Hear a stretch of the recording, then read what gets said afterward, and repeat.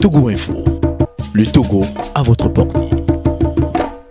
Donc aujourd'hui, la rencontre d'aujourd'hui avait pour ambition d'abord de recoller, colmater les brèches, parce qu'on s'est rendu compte que les Togolais ne se parlent plus. Et entre des partis d'opposition, il y a une division totale. Donc aujourd'hui, l'objectif de Monseigneur Kodjo, qui est honorable, que je salue au passage, c'est de faire en sorte que nous mettions en place un cadre consensuel, lequel cadre permettra d'une part de sécuriser les élections à venir, de sécuriser les résultats issus des bureaux de vote, de faire en sorte que la CENI soit la plus transparente possible et de dialoguer et de faire un travail collaboratif avec le gouvernement afin que nous ayons vraiment un résultat qui est conforme à l'expression du peuple.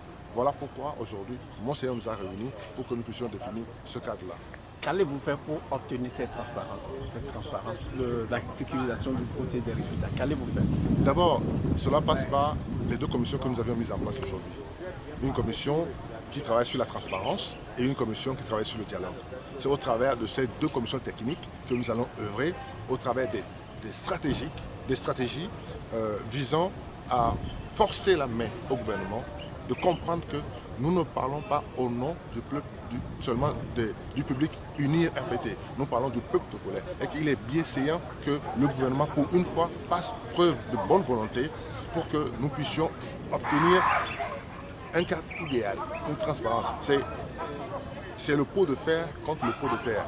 Il constitue le pot de fer, nous sommes le pot de terre, nous sommes fragiles, mais si nous sommes ensemble, nous serons forts. C'est au nom de ensemble, c'est pour ça que j'ai mis en place Ensemble le Togo, puisque nous puissions être forts. Et maintenant, de Ensemble le Togo, par la chance, nous avons mis ensemble les rassembleurs. Nous avons vocation à aujourd'hui, véritablement, à avoir le vrai rassemblement du peuple togolais. C'est avec nous les rassembleurs. Au niveau de Ensemble le Togo, à quel moyen d'action pensez-vous mettre en œuvre pour obtenir la transparence des élections en 2020? Ensemble le Togo participe et participera à la commission technique. Puisque aujourd'hui, il ne s'agit pas que pour Ensemble le Togo seul d'aller d'une manière esselée.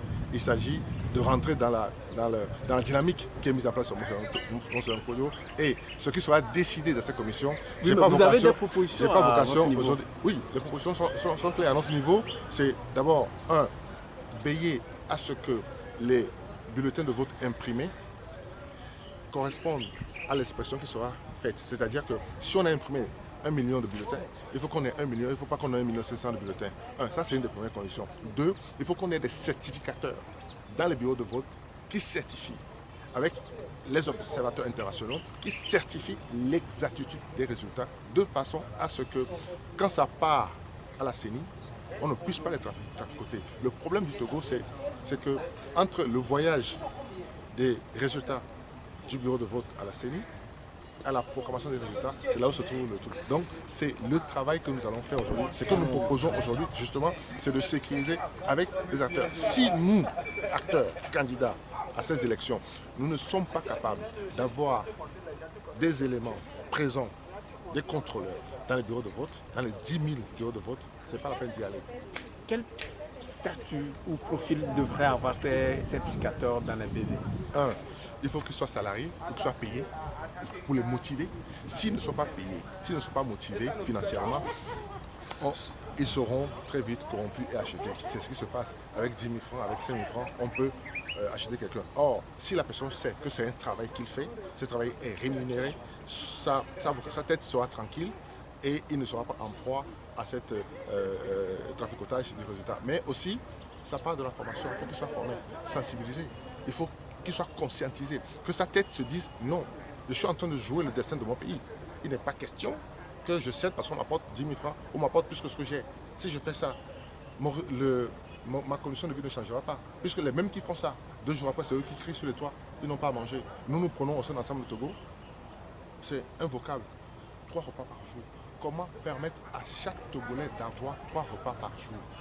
Et ce que nous portons au sein des rassembleurs, c'est 3 repas par jour, un village, une école, un centre de santé moderne. C'est notre credo, c'est notre plus grand chantier. Comment arriver à donner aux Togolais 3 repas par jour? Avec ça, si le scrutateur ou le contrôleur ou le certificateur est conscient du fait que demain, il va falloir que lui, il ait ces 3 repas par jour, ce qu'il n'arrive pas à avoir aujourd'hui, Je pense qu'il ne cédera pas à la corruption qu'on vit habituellement dans notre pays. Qui va porter les couleurs de Ensemble le Togo en 2020? Ensemble le Togo est un mouvement citoyen. Ensemble le Togo est la base arrière des rassembleurs. Ce sont les rassembleurs qui iront en 2020. Ce n'est pas Ensemble le Togo.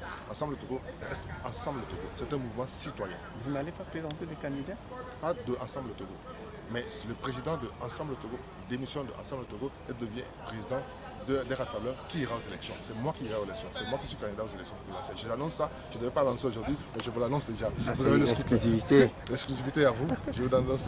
Ça sera fait dans peu de temps. Le 5, je fais l'annonce de ma candidature. Le 5 novembre. 5 novembre. Très bien. Vous serez invité. Merci beaucoup. Vous avez une carte de visite.